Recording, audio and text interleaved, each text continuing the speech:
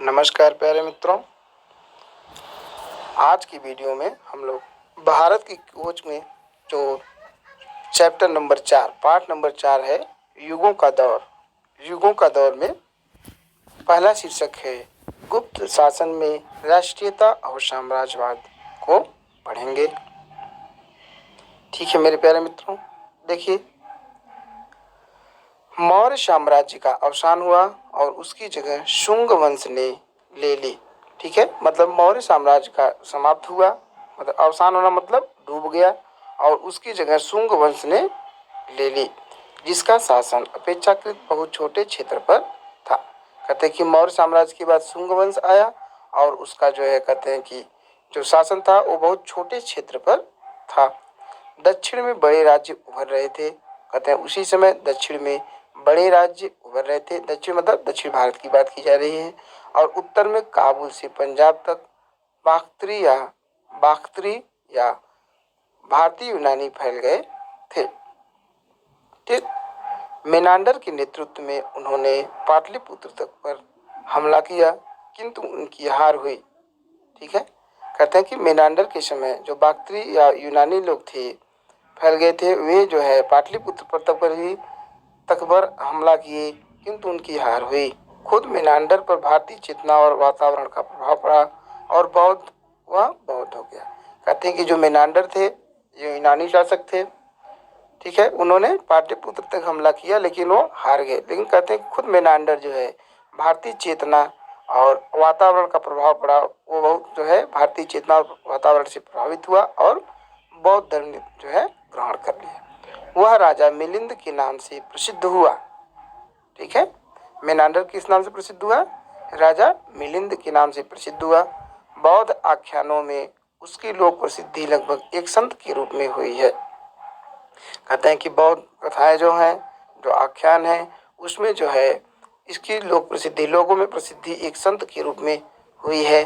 भारतीय और यूनानी संस्कृतियों के मेल से अफगानिस्तान और सरहदी सूबे के क्षेत्र में गांधार की यूनानी बौद्ध कला का जन्म हुआ। कहते हैं कि भारत और जो यूनानी संस्कृति के मिलन के पश्चात अफगानिस्तान की और सरहदी की सूबे के जो सरहद की सूबे मतलब सीमा के जो क्षेत्र थे, उसमें गांधार की यूनानी और बौद्ध कला का जन्म, मिश्रित कला का जन्म हुआ, जो यूनान और बौद्ध से मिला।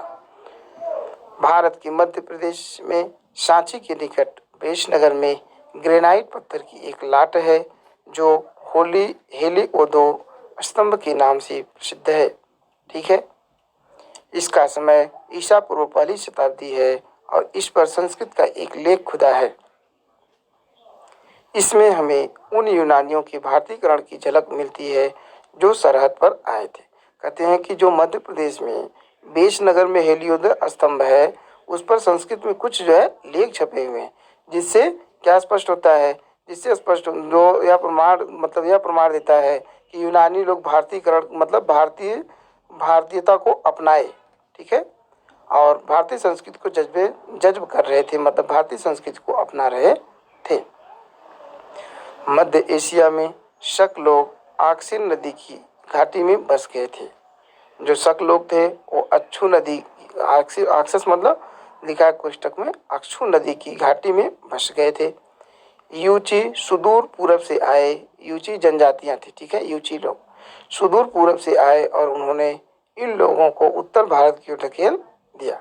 जब बाद में यूची लोग आए तो शकों को क्या किया, उन्होंने उनको और उत्तर की तरफ मतलब वे लोग आए तो उनको भगा दिए। यूची लोग जो है शक लोगों को भगाए और वे उत्तर भारत की ओर ढकेल दिया।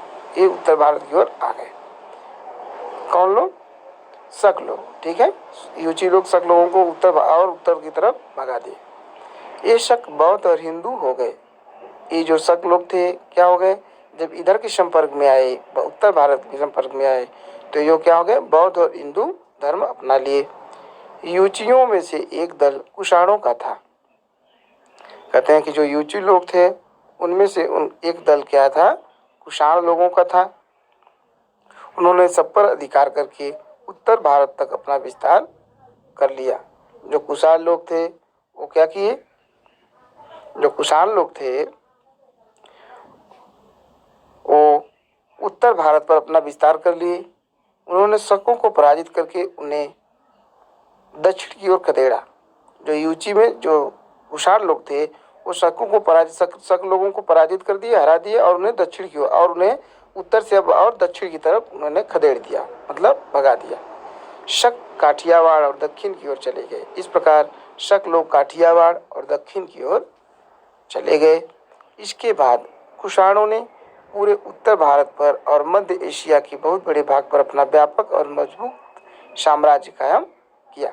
इस प्रकार जो है शकों को वहां से भगा करके कुषाणों ने उत्तर भारत और मध्य एशिया के बहुत बड़े भाग पर क्या किया बेटा, अपना व्यापक मतलब विस्तृत और मजबूत साम्राज्य स्थापित किया।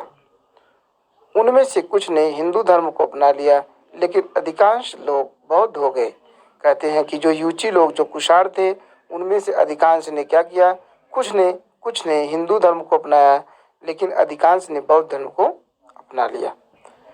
उनका सबसे प्रसिद्ध शासक कनिष्क उन बौद्ध कथाओं का भी नायक है जिनमें उसके महान कारनामों और सार्वजनिक कामों का जिक्र किया गया है।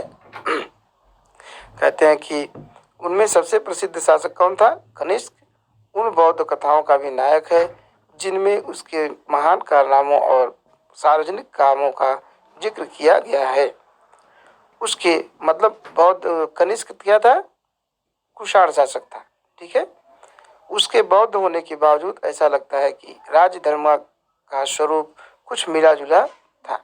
कहते हैं कि उसके बौद्ध होने के बावजूद भी ऐसा लगता है कि जो राज्य का धर्म है वह सिर्फ बौद्ध ही नहीं, वह मिला जुला हुआ था, मिश्रित रूप था, जिसमें जरथुष्ट्र धर्म का भी योगदान था। कोई एक जरथुष्ट्र धर्म है उसका भी मिला जुला रूप मिलता था। पर सरहदी सूबा जो कुषाण साम्राज्य कहलाया उसकी राजधानी आधुनिक पेशावर के निकट थी।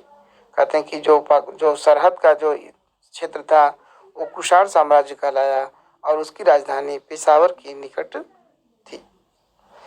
तक्षशिला का पुराना विश्वविद्यालय भी उसके निकट था। कहते हैं कि जो कुषाण साम्राज्य था वहाँ से जो है वो सरहदी जो क्षेत्र था वो कुषाण साम्राज्य था और वहाँ से तक्षशिला का पुराना विश्वविद्यालय भी निकट था। तक्षशिला जो है जम्मू कश्मीर में था, ठीक है। और बहुत से राष्ट्रों से आने वाले लोगों के मिलने का स्थान बन गया। कहते हैं कि तक्षशिला बहुत से राष्ट्रों से देशों से आने वाले लोगों के मिलने का स्थान बन गया। वहाँ बहुत से दूर दूर से जो है लोग आते थे शिक्षा ग्रहण करने। यहाँ भारतीयों की मुलाकात सिदियनों, यूचियों, ईरानियों, बाख्तरी यूनानियों, तुर्कों और चीनियों से होती थी। कहते हैं कि यहाँ भारतीय लोगों की मुलाकात इन लोगों से होती थी। ये विभिन्न संस्कृतियाँ एक दूसरे को प्रभावित करती थी। कहते हैं जब बाहरी लोग आकर एक दूसरे से मिलते थे तो इनकी संस्कृतियाँ एक दूसरे को प्रभावित करती थीं। इनके आपसी प्रभावों के परिणाम स्वरूप मूर्ति कला और चित्रकला की एक सशक्त शैली ने जन्म लिया। कहते हैं इस प्रभाव का परिणाम यह हुआ कि मूर्ति कला और चित्रकला के क्षेत्र में एक महान शैली का, एक मजबूत शैली का जन्म हुआ। इतिहास की दृष्टि से इसी जमाने में चीन और भारत के बीच पहले संपर्क हुए और 64 ईस्वी में यहाँ चीनी राजदूत आए। कहते हैं कि इसी समय में इतिहास बताता है कि इसी समय में भारत और चीन का मिलन हुआ और 64 ईस्वी में चीनी राजदूत आए। उस समय चीन से भारत को जो तोहफे मिले उनमें आड़ू और नाशपाती के पेड़ थे। कहते हैं उस समय जो राजदूत आया था वो तोहफा में भारत को क्या दिया, आड़ू और नाशपाती का पेड़ दिया। गोबी रेगिस्तान के ठीक किनारे किनारे तूफान और कूचा में भारतीय, चीनी और ईरानी संस्कृतियों का अद्भुत मेल हुआ।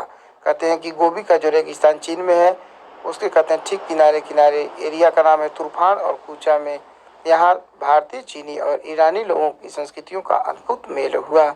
मतलब यहाँ इन तीनों देश के लोग थे तो वहाँ संस्कृतियों का एक अद्भुत मेल हुआ।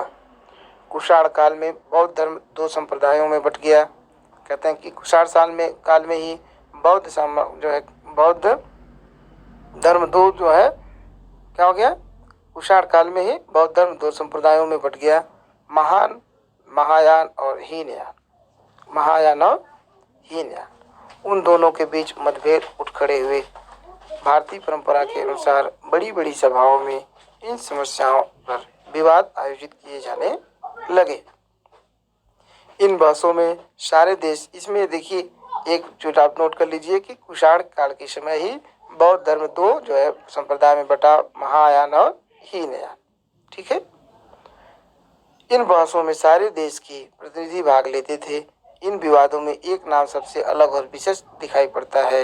यह नाम नागार्जुन का है, जो ईसा की पहली शताब्दी में हुए। ठीक है। जब दो संप्रदाय में बटा तो इसमें विवाद हुआ, तो इस विवादों में बहुत से दूर दूर से देश के प्रतिनिधि लोग आते थे, भाग लेते थे। कहते हैं इनमें एक नाम है, विशिष्ट नाम है नागार्जुन का। उनका व्यक्तित्व महान था। वे बौद्ध शास्त्रों और भारतीय दर्शन दोनों के बहुत बड़े विद्वान थे। उन्हीं के कारण भारत में महायान की विजय हुई। महायान के ही सिद्धांतों का प्रचार चीन में हुआ। लंका और बर्मा हीनयान को मानते रहे। मतलब चीन में किसका विकास हुआ? महायान का। जबकि हीनयान कहाँ पड़ा? लंका और बर्मा में, मतलब श्रीलंका और म्यांमार। कुषाणों ने अपना भारतीयकरण कर लिया था। वे भारतीय संस्कृति के संरक्षक हो गए थे। फिर भी राष्ट्रीय विरोध की एक अंतर्धारा उनके शासन के खिलाफ बराबर चल रही थी। बाद में जब भारत में नई जातियों का आगमन हुआ तो ईसा की चौथी शताब्दी के आरंभ में विदेशियों का विरोध करने वाले इस राष्ट्रीय आंदोलन ने निश्चित रूप ग्रहण कर लिया।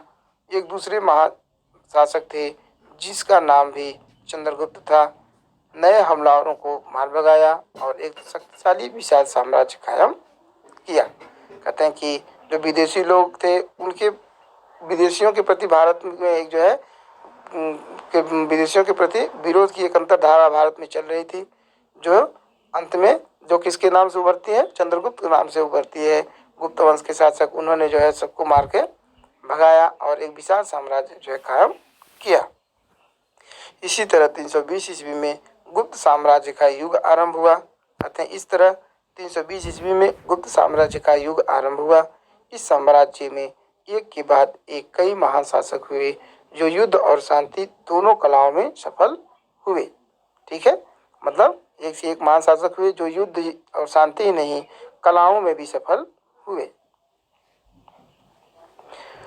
लगातार हमलों ने विदेशियों के प्रति प्रबल विरोधी भावना को जन्म दिया और देश के पुराने ब्राह्मण क्षत्रिय तत्वों को मातृभूमि और संस्कृति दोनों की रक्षा के बारे में सोचने के लिए मजबूर होना पड़ा।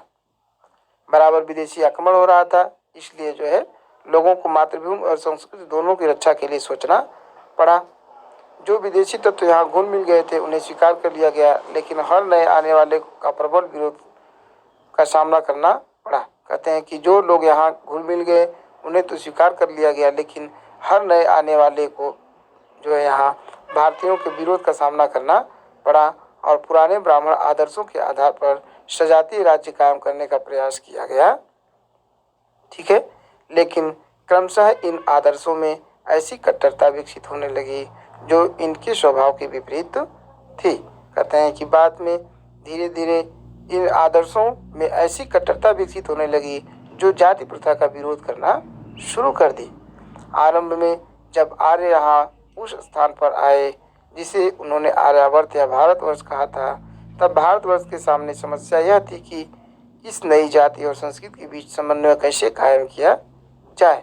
भारत ने इस स्थिति का सामना करते हुए मिली जुली आर्य संस्कृति, भारतीय आर्य संस्कृति की मौजूद बुनियाद पर निर्मित एक स्थायी हल प्रस्तुत किया। दूसरे विदेशी तत्व यहाँ आए और जज्ब होते गए। कहते हैं कि बाद में जो है ऐसी संस्कृति के भारतीय आर्य संस्कृति की बुनियाद निर्मित की गई जिसमें सभी को जो है आत्मसात करने की शक्ति थी। लेकिन समय समय पर अजीबो रस्म रिवाज वाले अजनबी लोगों के हमलों ने उसे हिला दिया। मतलब संस्कृत भारतीय मतलब जो है तत्व यहाँ आए और जज्ब होते गए। मतलब बुनियाद मतलब एक मजबूत आर्य संस्कृति विकसित तो की गई, लेकिन धीरे धीरे लोग आते गए और मिलते गए, तो धीरे धीरे रस्म रिवाज में अजनबी मतलब नए नए रस्म रिवाज आए तो उसमें क्या हुआ, थोड़ा परिवर्तन हो गया। वह इन हमलों को अनदेखा नहीं कर सकता था, क्योंकि इन्होंने केवल उसके राजनीतिक ढांचे को ही नहीं तोड़ा बल्कि उसके सांस्कृतिक आदर्शों और सामाजिक ढांचे के लिए भी खतरा पैदा कर दिया।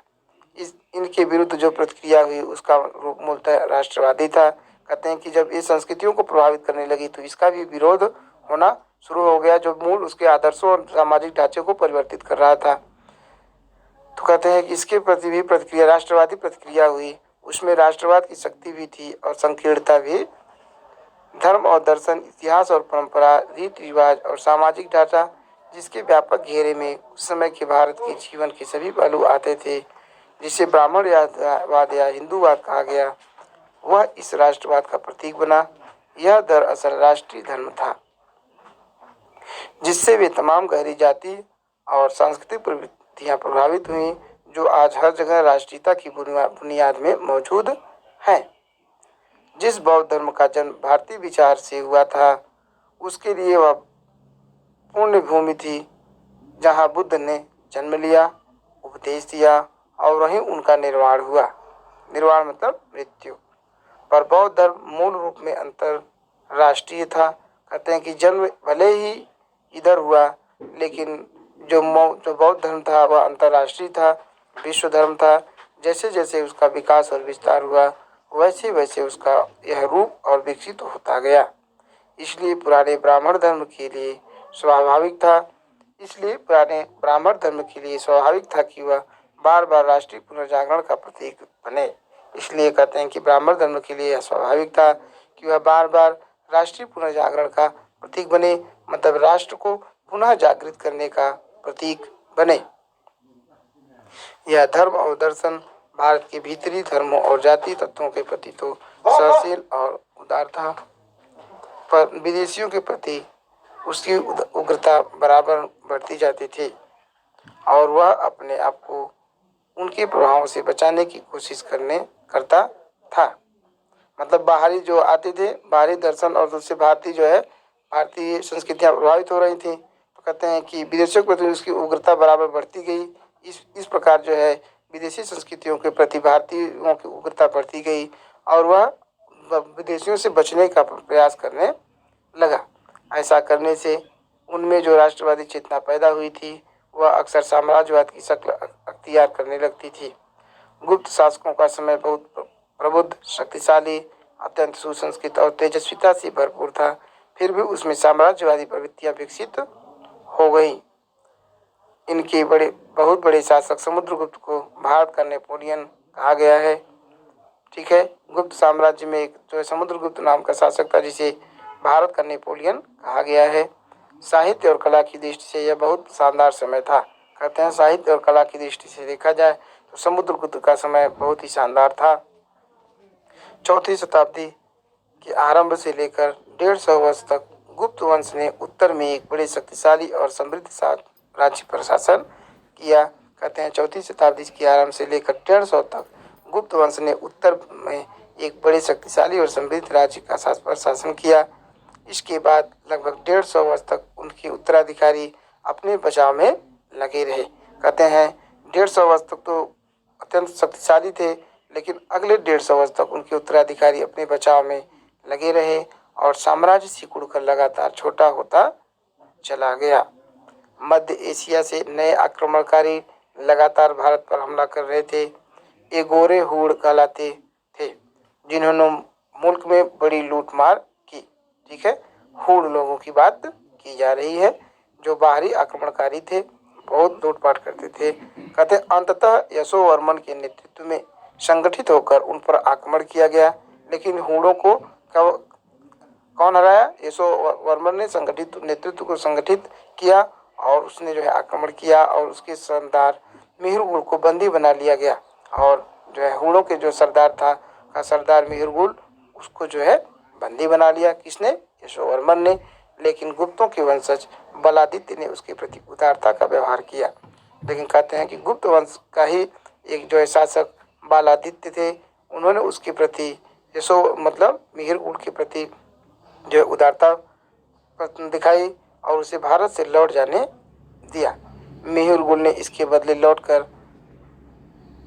अपने मेहरबान पर कपटपूर्वक हमला कर दिया। लेकिन कहते हैं कि उसने मिहिरगुल पर उदारता दिखाई और वही मिहिरगुल वापस लौटकर इनके साथ कपटपूर्ण व्यवहार करते हुए हमला कर दिया। उत्तर भारत में हूणों का शासन बहुत थोड़े समय रहा, लगभग आधा शताब्दी। ठीक, उनमें से बहुत से लोग देश में छोटे छोटे सरदारों के रूप में यही रह गए। कहते हैं कि हूणों लोग क्या थे, लगभग 50 साल तक यहाँ इनका शासन रहा, लेकिन कहते हैं कि वापस तो गए, लेकिन उनमें से बहुत से लोग देश में छोटे छोटे सरदारों के रूप में यही रह गए। वे कभी कभी परेशानी पैदा करते थे और भारतीय जन समुदाय के सागर में जज्ब होते जाते थे। कहते हैं कि धीरे कभी कभी परेशानी भी पैदा करते थे, लेकिन धीरे धीरे और भारतीय जन समुदाय में धीरे धीरे क्या हो गए, मिल गए। इनमें से कुछ सरदार 7वीं शताब्दी के आरंभ में आक्रमणकारी हो गए। कहते हैं इनमें से कुछ सरदार जो थे वो 7वीं शताब्दी के आरंभ में आक्रमणकारी के रूप में उभरे। उनका दमन करके कन्नौज के राजा हर्षवर्धन ने, अब देखिए जो लोग आक्रमणकारी हो गए उनको दमन किसने कर दिया, कन्नौज के राजा हर्षवर्धन ने उत्तर से लेकर मध्य भारत तक एक बहुत शक्तिशाली साम्राज्य की स्थापना की। उनका दमन किया और जो है उत्तर से लेकर मध्य भारत तक एक शक्तिशाली साम्राज्य की स्थापना की। इसने हर्षवर्धन, वे कट्टर बौद्ध थे। हर्षवर्धन कौन थे, ये कट्टर बौद्ध थे। उनका महायान संप्रदाय अनेक रूपों में हिंदूवाद से मिलता जुलता था। उन्होंने बौद्ध और हिंदू दोनों धर्मों को बढ़ावा दिया। किसने, हर्षवर्धन ने बौद्ध और हिंदू दोनों धर्मों को बढ़ावा दिया। उन्हीं के समय में प्रसिद्ध चीनी यात्री हुआन त्सांग भारत आया था। कहते हैं कि हर्षवर्धन के समय ही हुआन त्सांग भारत आए थे। हर्षवर्धन कवि और नाटककार था।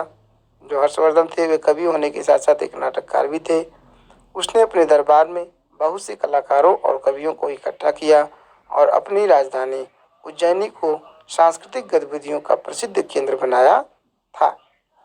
हर्ष की मृत्यु 648 ईस्वी में हुई थी।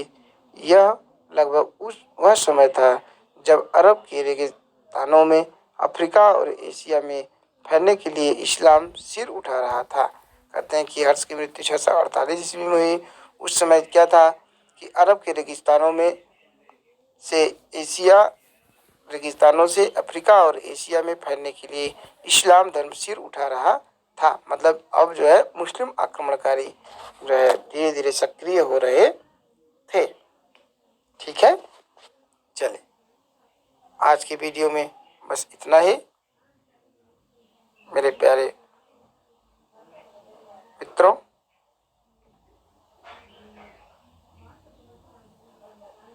शीघ्र ही हम अगला वीडियो आपको लेकर आएंगे। तब तक के लिए नमस्कार।